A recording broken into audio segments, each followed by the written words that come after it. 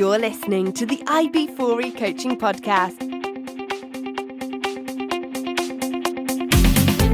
Brought to you by IB4E Coaching, business coaching for executives, entrepreneurs, and small business professionals. Learn more at ib4e-coaching.com.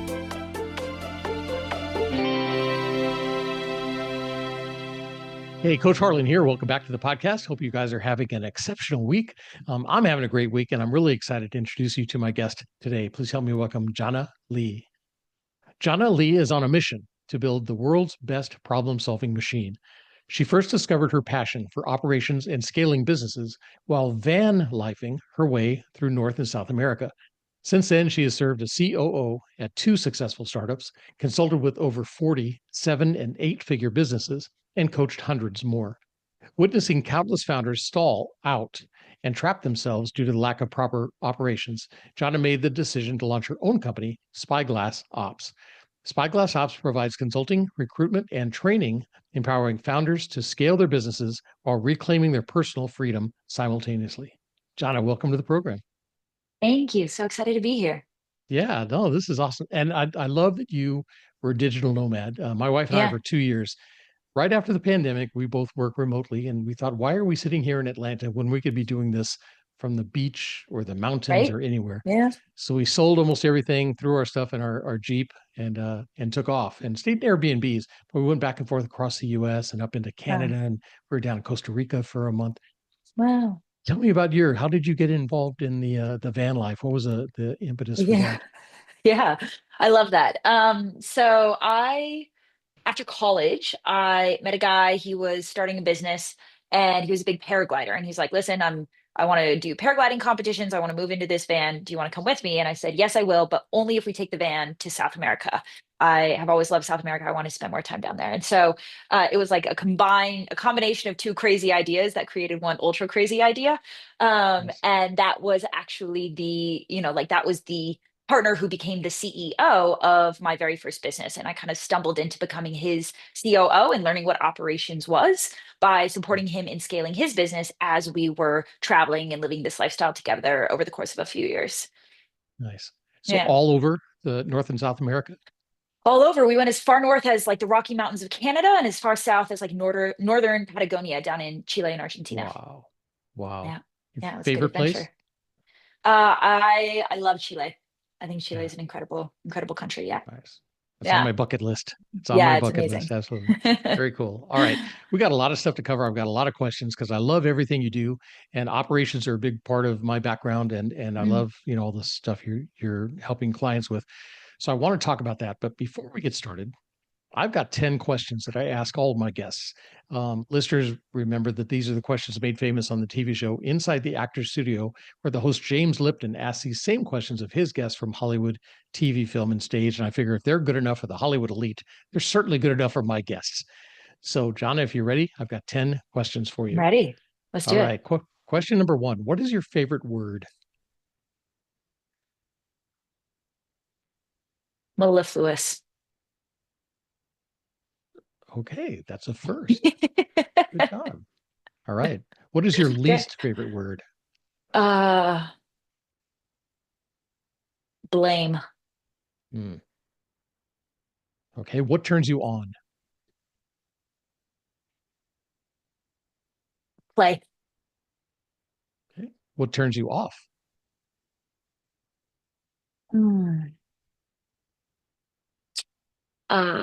Victimization. Okay. Good job. What sound or noise do you love? I love the sound of wind through trees. Nice. And what sound or noise do you hate? Styrofoam peanuts rubbing together. I like it's like the worst for me. I'm with you. Absolutely. All right. What is your favorite curse word? Rhymes with duck. Okay. Yeah. Good job. That seems to be top of the list. Absolutely. It's just so versatile, really. It's You can use it for anything. Exactly. Yeah. Exactly. Yeah. All right. What profession other than your own would you like to attempt?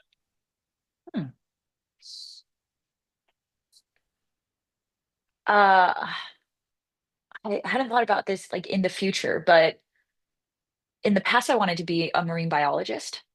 Cool. Mhm. Yeah. Nice. What profession would you not like to do? Oh my gosh, so many. Uh, like most of them. Accountant, that sounds terrible. Yes. Yeah. Yes. Thank Hmm. you. I can spell numbers. I can't like get Yeah, them oh in a my line gosh. and add them up. Yeah, it sounds Yeah. like my worst nightmare. Yeah. Perfect. All right. Final question, Jhana. If heaven exists, what would you Mm. like to hear God say when you arrive at the pearly gates? Mm. That was a hell of a ride. Nice. Mm. Good job. All right. We're going to take a short break. I want to come back and talk, like I said, about how you got your start, who you work with, how you help them, how you got involved in operations, what kind of piqued your interest on operations. And at some point, we'll transition into courage and leadership. Okay. Amazing. All right. So, listeners, we're going to be talking about all that and probably a lot more right after this. So, stick with us. And I'm back with my guest, Jhana Li. Jhana, thanks again for coming onto the podcast. Whereabouts are you? Are you down in South America now? I'm not. In COVID, the van got stuck Okay. down in Uruguay. I ended up making my way back to North America and landing in Salt Lake City, Utah. Wow. Yeah. Okay. Well, welcome back. Thanks. So, you've carved out a niche as kind of a fractional COO, right, in your business. What drew you to that? What drew you to operations and that structure Yeah. in the So I'll first share place? kind of, where I'm at now, what it is that we do, and then I can share kind of how I got here. So my company specializes in, yes, we have fractional COOs, but really we do like operations transformations. So that's a combination of strategic consulting. We also do operations recruitment. So we'll help place second in command operators and COOs. And then I also have a Nice. coaching program for operators. And we work with that operator to become the internal change agent and transform the business from the inside out. Hmm. And so that is where I have landed. What brought me there was being that second in command operator for it was two different uh, startups. That first was a digital marketing agency. That's what I was running with my boyfriend at the time out of the van. We were building that business together. And then the real unlock for me, Harlan, came when I became the COO and head operations coach in a coaching program for digital startups. So I had hundreds of founders coming to me every single week and like pulling back the kimono, so to speak, on all Right. of the things that weren't working and all of the things that were stalling out their growth and that were frustrating them and that were keeping them trapped in the weeds. And so, not really knowing what I was doing, right? I've never been formally trained in operations. I had access to this enormous set of data around what consistently stalls founders out, what consistently traps them in the weeds, what consistently stops their growth. And so, I was able to learn in real time, essentially just by saying, like, hey, I read a book about this, go try this and report back and tell me how it goes. And I was able to essentially like trial and error my way through a lot of learning very, very quickly by working with these hundreds of companies. And so I took all of that data, I established some best practices, some patterns, the things that I was seeing consistently that work to help founders scale, not just to seven figures, but really up towards eight and multiple eight figures. And that is how and why I started my own business, was to take all of that knowledge and make it available to more than just one company. Very cool. Yeah. Very cool. Good stuff. So I know a lot of founders, especially, are big thinkers, right? They're visionary type people, and they get lost in the weeds Hmm. a lot, and that's kind of Hmm. where they get stuck. Hmm. How do you help them to kind of protect their creative energy Yeah. and yet still get stuff done? Yeah. So the permission slip that I offer to founders is that you are actually not the best person to operationalize your own business. And the metaphor that I use to describe this is, imagine that your business is a bucket, right? And sales and marketing is the water pipe that is bringing water, that's cash flow, that's revenue, and it's bringing water into your bucket. Every single bucket has cracks and gaps and holes, every single bucket. And the bigger your bucket grows, the more water gets in there, the bigger the cracks become, the more leakage you experience, right? Now, that leakage is profit. It's money that is leaking out of your business, money that you've already paid for, right? Like it's expensive to have sales and marketing. It's expensive to bring revenue into the business. And that money is turning around and leaking right out.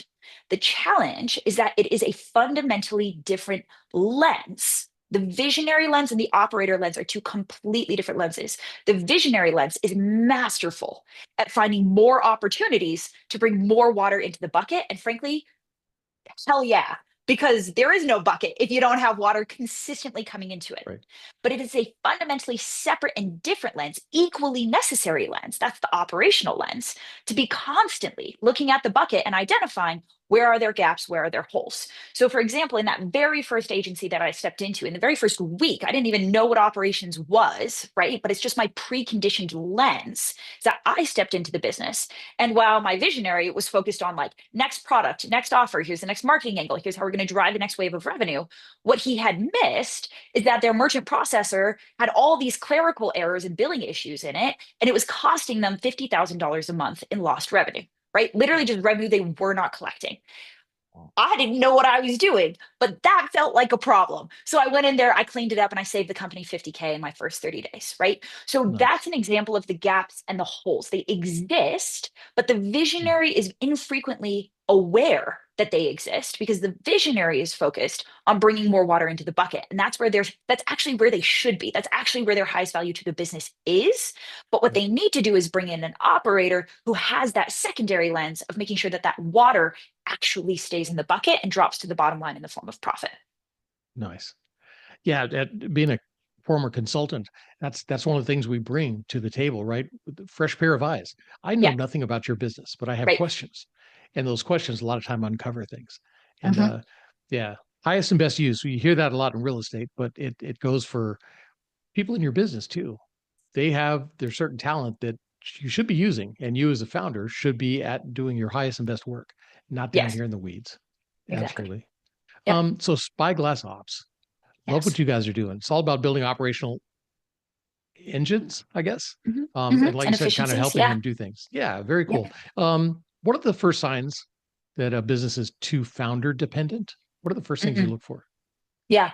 I mean, the easiest way is you can literally measure dependency, right? Like, how long would you be able to step away from your business without Mm, everything slowing down or falling apart? That's a pretty good metric for it, right? I know yep. many founders who feel like they can't step away from their company for even a weekend. They check Slack, they check their email consistently through the weekend just in case something happens. On the flip side of that spectrum, a couple years ago, I went and I whitewater rafted the Grand Canyon. 21 days completely out of service. My team could not get in touch with me if they even tried. And when I came back, my team had built an entire sales and marketing strategy without me and launched it, right? So Nice. you can actually measure dependency by saying, how long would it take for my company to start to fall apart without me? And where we know we've really got the operations and the team dialed is when it's not even a matter of the company would slow down and stall out. It's actually the company would maintain and pick up momentum, even if I wasn't there.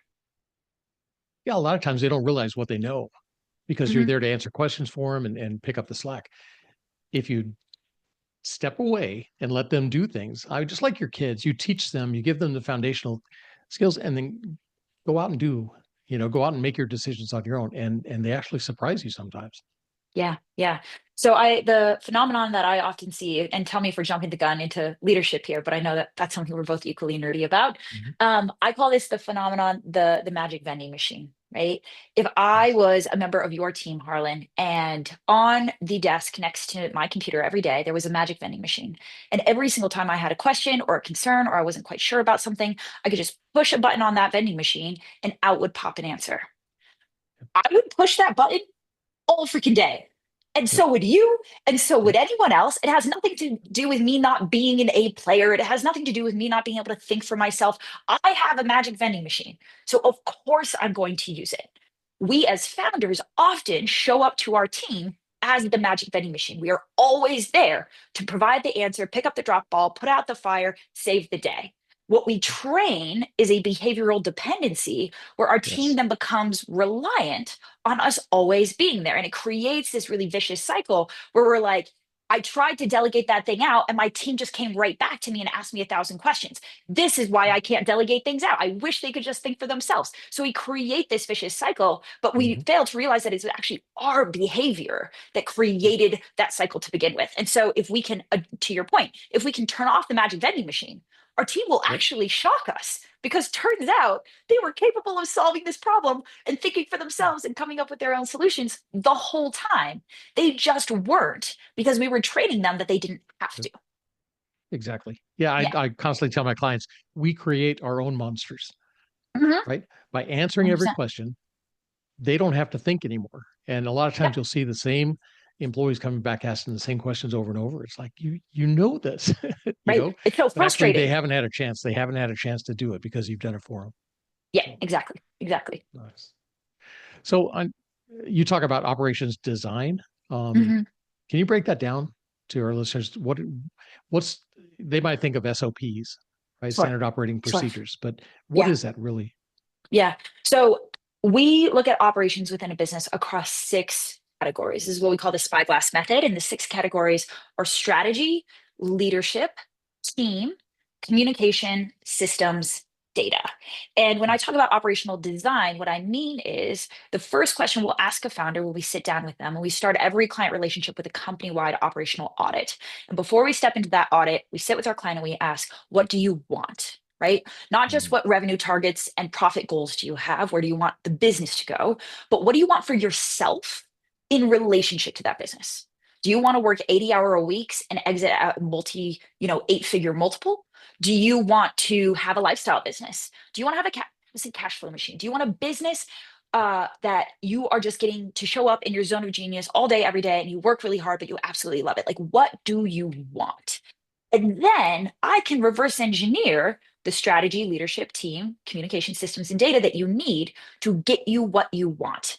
But there is no quote unquote right definition of operations. There's no right way to grow your business. There's just the version of your business that you want. And then what is the operations that will be required to get you that? And so we build that custom operational roadmap for every client because every client wants something slightly different. And we are there to help them achieve what they want. nice. And I love that you start with the requirement. What is it you want? Yes. Because too many times I think consultants, coaches, they come in with a preconceived idea of how I'm going to help your Sure. business.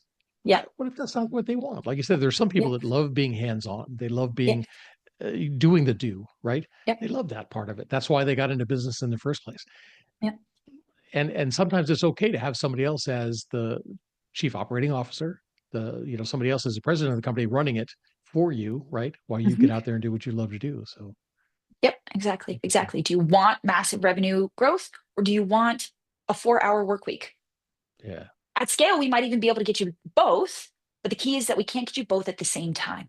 right. So what do you want right now? What's the high? I call it the true north, right? Is your true north revenue, profit, or freedom? And then we Perfect. will build you the operations to get you that. Nice. Now, what about a business that's been in operation for a while, Mhm. where they've got some structure there and it's wrong, it's faulty, Mhm. it's not giving them what they want. How tough Sure. is that to break that structure and rebuild it Yeah, I mean instead of that's starting brand new? mostly yeah, I mean that's mostly what we do, Harlan, right? Because we work with 7, 8-figure companies, so they have some team already, they have some systems already, the structure is already in place, and like you said, it's not that it's right or wrong, it's just not giving them what they want Yeah, anymore. And so our job is to rebuild the plane as we're flying it, so to speak, and we are swapping out engines and we're fixing wings and we're doing some pretty intense things, but we're doing that without slowing the company down or stalling it out because, frankly, you just don't have that option. So, the way that we go about doing that, again, is through team. We're going to find the right second in command operator. If you think you already have that person, we'll interview them, we'll make sure they're the right person, and then we're going to coach them and train them up so that they've got the skills and knowledge to bring that change into the organization. If you don't have that person, we will go out, we will find that person because I have found, Harlan, that there's a lot of ops agencies out there who are saying mhm, like, hey, take our proven processes and systems and SOPs and we'll just plug them into your business. What I find when you try and do that is that it's essentially like trying to transplant somebody else's kidney into your body. The body will right, have actually an autoimmune response. It will kick the thing mhm, out because it knows that it's not designed, it's not of it, it's not built for it. And right. so that's what we see, right? Like if you try and superimpose a system in, your team won't use it, they'll reject it, it won't work effectively, and then it'll go like die on a vine somewhere. So instead, we take an inside out approach. We're going to work with the team that you already have and the operator that you need to bring that change in from the inside. Nice. Very cool. Yeah, I tell my clients every business, regardless of what the business is, runs on a set of business processes, Mhm. and they're identical at a the level zero, Like a macro right? level. Yeah, yeah. Yeah, they're identical. It's how you handle each individual piece of that process flow, every box, yours is a little bit different, slightly different, which makes your company who you are. You can't just take something and throw it in and say, do it this way. Yeah, Yeah. 100%. And the big challenge of operations is not just what's the right system to build. Frankly, once you know enough, it's pretty easy to know what the right system is. It's how do you get people to use it, right? A Yeah. system is only as good as the team that uses it. And so the real hard part is how do you, what I call like Jedi mind trick your team into actually adopting the system, because otherwise it's not going to do what you need it to do.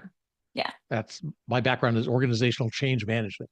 So Yeah, we're in there that's the helping one. the organization, to Yep. communicate and lead their people through the change. Yeah, perfect. Yep. So are you familiar with author Mike Michalowicz?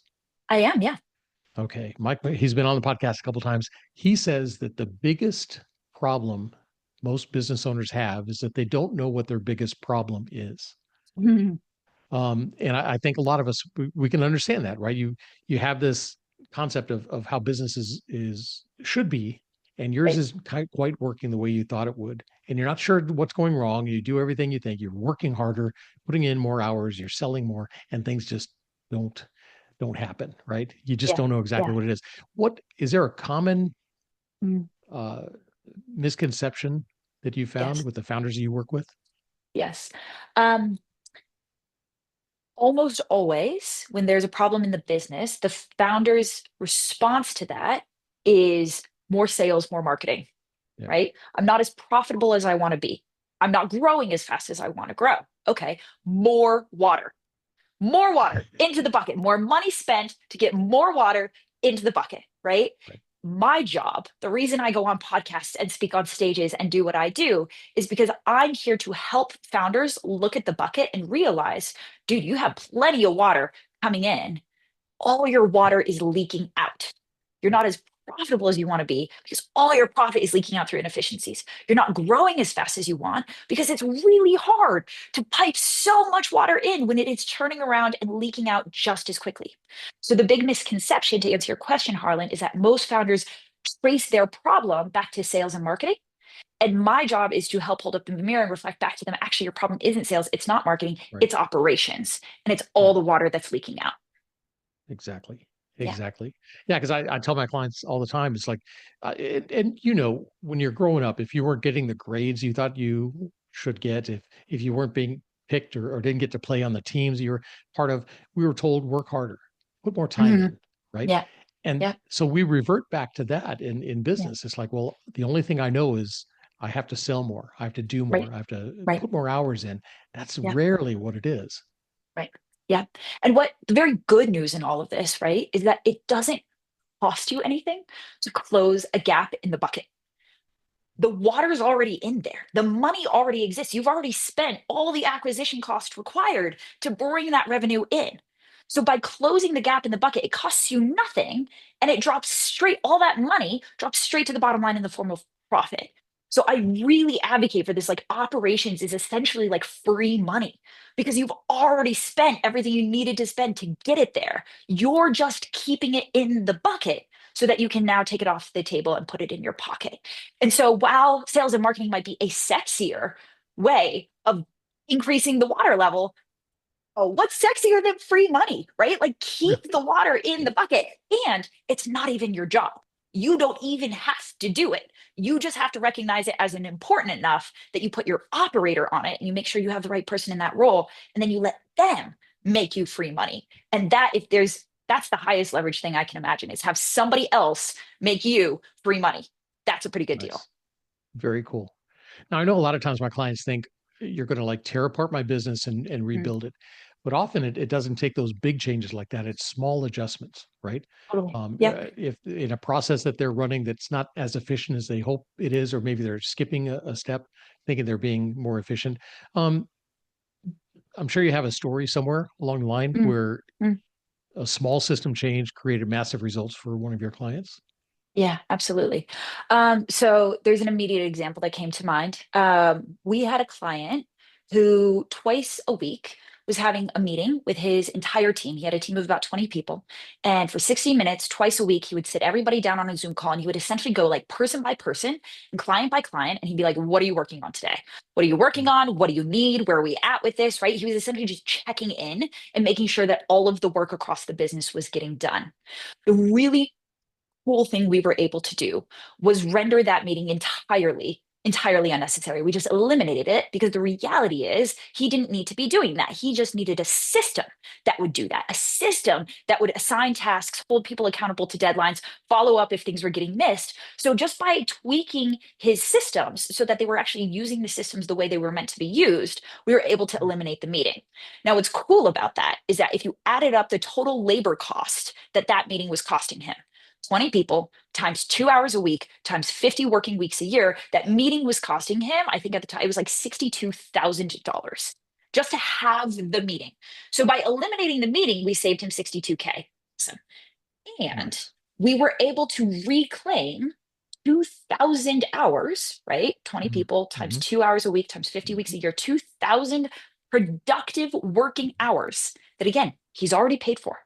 He's already paid for his team's salary. That time is already bought and spent. But now that 2,000 hours gets to be put towards generating revenue for the business, which for them brought in an extra 250K. So Nice. one systems tweak, eliminate one meeting, we make you over $300,000 back in a single year. That's, again, hidden profit, lost profit that was just leaking out of his business that we were able to identify, single gap, close it, and make him an extra 300K. Sweet.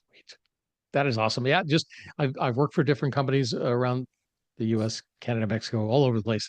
You sit in these meetings and you count how many people are in that meeting Yeah, dude. and It's know wild. approximately what hourly rate they're at. Mhm, And it's mhm. obnoxious, It's obnoxious. obnoxious. And things don't Yep, get done.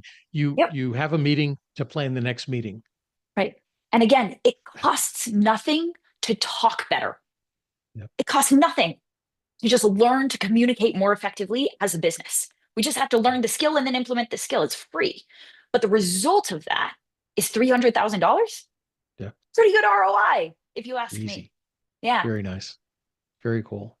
And I know you've helped a lot of teams like scale. Um, do some of your clients, do they still have people working remotely? Or they have remote Oh, teams? most of our clients are digital founders. And so their teams are remote and all over the world. Yeah. So I know a lot of businesses are welcoming their employees back during the week, Hmm. but Hmm. there's still a lot of remote. What are some of the key systems that keep remote teams aligned and accountable? Yeah.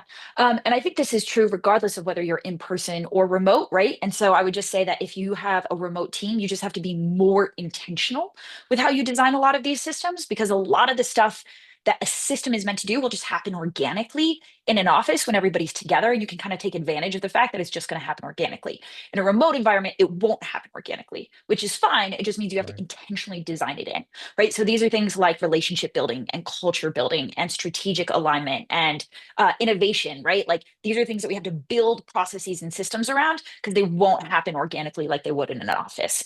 The primary system that we help install in our client's business, I call it the single source of truth. And this is the back Mm, end task and project management system. So nice. tactically, this is a ClickUp or an Asana or a Monday.com or a Notion. They all work. There's not a Mhm. right system. They all work. But having it built the right way, and then again, like we said, used correctly by your team, that single source of truth system is what we tweaked to help this client eliminate that meeting off of his calendar, right? Generally, if founders are finding themselves pulled into the day-to-day weeds, a lot of dropped balls, a lot of client fires, and a lot of having to like herd cats, right? And Mhm. follow up with and hold their team accountable to just getting their work done. The root cause of that is that they either don't have a single source of truth or they aren't using it effectively. Yeah.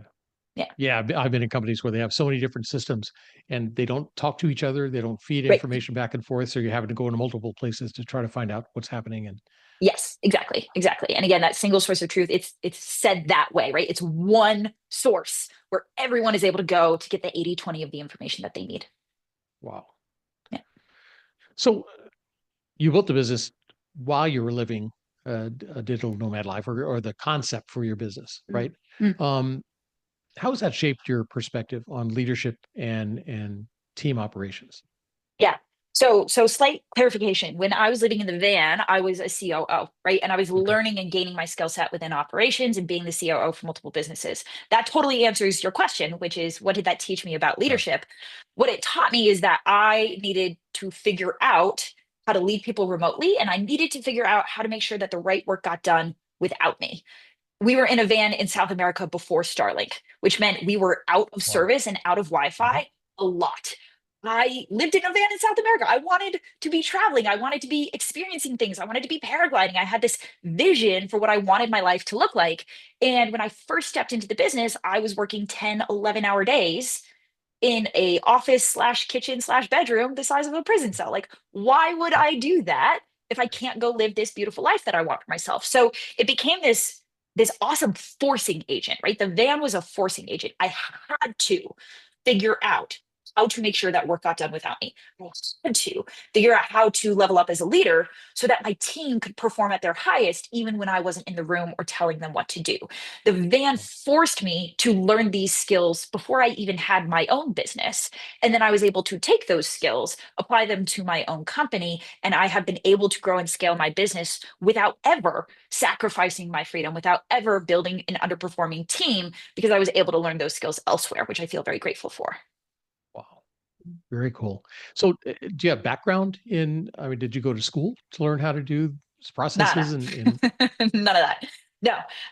It was all on the self-taught. job It was training? all, yeah, absolutely. Wow. Yeah. Yeah. Very cool. All right. Let's talk about courage. Okay. When we told family we were going to go digital nomad, just kind of travel around wherever we ended up, they thought we were nuts. I'm Mm, sure people looked at you sideways when you said what you were going to do. Where did you find the courage to do that? I mean, where yeah. did you find the courage to start your own business then? Mm. Where did that come from? So I have a distinct memory, a crossroads moment. After college, before I moved into the van, I went to San Francisco and just took whatever job came my way, which happened to be a 9 to 5 office admin assistant job. And I would commute in, I would put in my 8 hours totally mindlessly. It was the most boring work in the world. The office was really catty. There were all these politics. I hated everything about it. And my friend who had gotten me the job, who worked there, I sat with her one day and she was like, "Oh my God, isn't this place amazing? Don't you just love it?" And I was like, "Girl, what?" And I remember this conversation that I had with my mom that night where I was like, "Mom, she loves she loves this. How is it possible that she loves this?" And she told me something that I'll never forget. She said, "Jonna, most people optimize for security and safety. Security and safety are the North Stars that they use to make decisions in your life. Your friend loves this job because it is so secure and unchanging. But that's not you. When you're at a crossroads, pick the path more scary. Choose the path more scary because down that road, you will find the growth, the challenge, and like the fullness of life that you desire. But it will come at the expense of safety and security. Do you choose that?" And so that was the decision that was the decision making framework that made me say yes to moving in the van. And then, while we're at it, let's double down and take it to South America. That was the decision making framework that let me say yes to starting my own business when I could have easily become the COO for somebody else. It was the path more scary. And so I took it That is awesome. I love that because you're right. Everything, uh, growth happens outside of your comfort zone, right? by definition. So Yep. yeah, that's awesome. Very cool. Um, in with leadership, there's a lot of different types Mm, of courage that leaders mm, need to tap into. yeah. Um, I mean, there's emotional courage, empathetic courage, disciplined courage, and Mm, intellectual courage. Is mm. there a type of courage that you find in your founders, either something is common between them or something they're missing? It's a phenomenal question. I think Thanks. the I'm a professional. um I will say that I would say the greatest bravery gap that we work with our clients on is the courage to have uncomfortable conversations. Yes. A mentor of Good job. mine says, your success is directly proportional to the number of uncomfortable conversations you're willing to have, and I think that that is true. And so I have had to do quite a bit of reprogramming within myself. I was very conflict averse for most of my life. And so I had to reprogram my relationship with conflict. And I now help our clients do the same, where our job is to be an advocate for our business. Our business is a baby. It can't speak. It needs us to speak for it. And so if what your business needs is for you to fire your longtime best friend that you stuck in a role back when you were starting the company because they were available and willing, but now you've grown and you realize they are not the right fit for the role or the business anymore. That is what your business needs. And it is our job to be the mouthpiece for our company and have the uncomfortable conversation. And so there are many ways that we now train our clients on to make uncomfortable conversations significantly less uncomfortable. Actually, I think if you do them well, they can be the biggest breakthroughs, most incredible, most positive experiences that you can have as a founder. But it comes down to how you approach the conversation. And that starts with doing a lot of reprogramming and having the courage to step up to the plate and say what needs to be said. Nice. Yeah, I've got clients that have hired people. They knew shortly thereafter that it was a bad hire. They just kind of tucked the person over the corner. Really? Just keep paying them to keep them there because it's too much of, the conflict avoidance. They don't Mm-hmm. want to they don't want to get Mm-hmm. rid of them. Well, Mm-hmm. and they don't want to admit they made a bad hire. Well, That's we not have cool. had, we've helped clients fire their wives. We've helped clients Wow. fire the officiants of their wedding, right? Like these people who are so dear to you. And the reframe that I offer is like, if you have so much love for this person, then what they deserve and what your relationship with them deserves is for them to be in a role where they are set up for success. If you can't provide that role to them, then do not allow the emotional discomfort of the conversation hold them back from going to the place that they need to go or shifting into the role or leaving the company or whatever the change is, right? But it is actually a disservice. The trigger word I use is it's actually selfish for us to let our own emotional discomfort hold our best friend, our wife, back from being the best version of themselves. Absolutely. Yeah, it's not fair to them at all. No, Keep it's them. really not. And it's They're not fair to the they're not business. thriving. Exactly. They're Right. not thriving. The business isn't thriving. Yeah. Exactly. Wow. Um, Speaking about leaders, what do you look for in a leader? I look for radical ownership. Mm, I think it is the hard juxtaposition of leadership that you ultimately bear ownership and responsibility for everything that happens beneath you in the org chart. And simultaneously, the best leaders push as much possible downwards to empower the people beneath them. So you have to take radical ownership for things that are fundamentally not in your control. And that is a very hard line to walk mm, as a leader. And I look for people who take ownership as a habit because I can teach you the skills to empower and lead and create the outcomes that you need out of your team. I can teach you how to do that. I cannot teach you how to take radical ownership for when your team messes up. But that is what I expect every leader to do. wow. Very cool. I love that term too, radical leadership. Mhm. That's awesome. Any examples from clients, past or present? Yeah, I mean, um, so we had a client. Yeah, if we're talking radical ownership. We had a client who was breaking promises to his team. He would promise that we're going in a particular strategic direction, and then he would pivot 10 more times every single week. He would promise a certain raise or a compensation plan or a bonus structure, and then he would roll it back because the company wouldn't perform as well as he thought it would. And what we essentially had to hold up the mirror and show him is like, hey, your team cares about you, your team loves you as a leader, but you are consistently breaking your promise and you're eroding trust between your team and yourself. So now when you say, hey guys, here's where we're going, I have the next big idea, it's going to get us to where we're trying to be, your team no longer believes you. And it is actually holding you and them back from all charging in the same direction.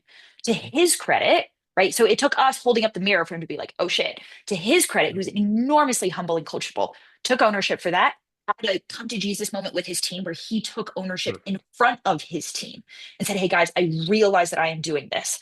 I deeply apologize. Here is my commitment to you moving forward. And my ask is that you hold me accountable to this. He came back 2 weeks later, and just from that one change, he was like, Jhana, I don't even recognize my team anymore. These are like, they seem like totally different people. Where before they were like checked out and reactive and laid back and underperforming. Now they're all in. They're bringing ideas to the table. They're solving their own problems. Like literally, who the f- are these people? What happened? I told you that was my favorite swear word. Who are these people? Right? And Yep. my what I offered him is, dude, they always had that in them.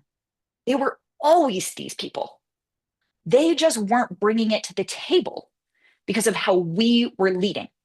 And human potential is one of the biggest cracks in the bucket that I see. Where is your team Yep. bringing less than their highest, less than their best, even though they're fully capable of it? And again, the great news is that it costs you nothing to become a Yeah. better leader. It costs you nothing at all. So you can become a better leader, and all of a sudden, your team will bring all this productivity and revenue into your business as a Yep. result. Free profit. Nice. Yeah, I teach my clients that the people you hire, they have um, uh, discretionary effort, right? Hmm. Discretionary knowledge, things that they Hmm. brought to the table when they came in. Hmm. If you are open, they'll share that with you. They'll help you. Hey, Totally. we used to do it this way or whatever. If they don't trust you, if they don't feel confident in you, they're not going Yeah. to share that. They're going to keep it. Yeah. Yeah. Or if they just don't Um, want to, right? Our job as coaches, as leaders, is to create what Daniel Pink calls intrinsic motivation. If you haven't read the book Drive or seen that TED Talk, I would highly, highly yes. recommend it. Like totally f- me up when it comes to leadership, right? Because what Yep. it comes down to is like you're not going to get the highest performance from your team just by paying them more, just by giving them all fancier job titles. You're going to get the highest performance from your team when they show up every day wanting to give you their highest performance. So, how do we create an environment where our team wants to bring their best to the table? Because otherwise, they will just bring the good enough. They will Mhm. always do that unless we create an environment that invites them to bring their absolute best. Nice. Yeah, that starts from the top down. 100%. Absolutely. So, if a founder's listening and is feeling stuck in the weeds, but they're not sure exactly what kind of help they need, what's the first thing they should do? What's the first step Yeah. they should take? Yeah. Um, I mean, other than book a call with my team, what I would say is identify the biggest crack in your bucket, right? Is that your time? Is that how you Mhm. as a founder are using your time and you realize you're spending a lot of time on things that are not driving a lot of leverage or value or revenue? Close that gap. Is it money? Right? Are we not as profitable as we want to be? Is it team performance and human potential? Right? Generally, the biggest crack in the bucket will fall into one of four categories: time, energy, money, human potential. I get Yep. the short answer is it's all of them. But where is Yep. the biggest crack? And just by closing that, what you've created is margin. Right? All of a sudden, I have a little bit more time that I can be put to work now implementing the next solution. I have a little bit more money that can now be put towards hiring my operator. I have a little bit more energy that I can now put towards the next creative idea that's going to bring my business the next wave of growth, right? So create enough of a gap, right? Mostly our founders are stuck because they're putting all of their time and energy into running on a hamster wheel just to keep pace with the hamster wheel. And they have no margin left. I can't work any harder to grow it any bigger, right? And so what we have to do is we have to get them off the hamster wheel. And that starts by creating a little gap where they create a little bit of time or a little bit of money, a little bit of margin that they're then able to reallocate and start to systematically step themselves off the wheel. Nice. Very cool. Yeah, time, team, and money seem to be the three big areas Yeah. that they fall down. So yeah, Yep. awesome. Jonna, this has been. I wish we had more time. I wish we had Yeah. hours It's and been hours to really do this fun. because this has been great. And maybe I'll have you back. We'll continue this. Yeah. If people want to get in touch with you and learn more about the programs you offer and Yeah. seek help and everything like that, how can they best do that? What's your Yeah. website? So the website is spyglassops.com, Spyglass ops.com.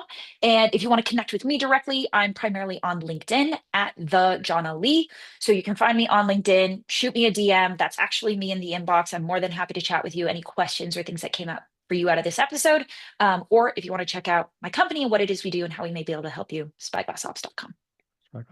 Perfect. Very cool. Well, this has been awesome. I love this Yeah. stuff. I mean, you've said so many things that just, oh, I want to go and smack my clients because they're doing some of these same things that you're talking about. And I know Yeah. it's natural, right? They Yeah. do what Yeah. they know. It's getting Yes. them to think differently. So Yeah, I mean, it's that really old cool. adage, right? What got me here will not get me there. Right. I always tell my clients, it's not that you're a bad leader. You're a No. brilliant leader. that got your company to this stage of growth. But Right. you know that it's not going to be the same version of you that is required to get you to the next stage of growth. Are you open to learning about the version of you that you need to become and stepping into that? Perfect. We're here to hold up the mirror and help guide you on that journey. Perfect. Yeah, Good job. Awesome. All right, Jhana, thank you so much again for being on the absolutely. podcast. Listeners, hope you guys were taking a lot of notes. There's so much information here. Check out Jhana's website, spyglassops.com, and connect with her on LinkedIn. And yeah, this has been great. Thank you so much, Coach. Appreciate it. Absolutely. All right. Everybody, share this episode with your family, friends, colleagues. Share it with your boss, and put some likes in there and some comments and everything. Love to have those. And stick around because there's always more coming. That's it for me, Coach Harlan, saying so long for now.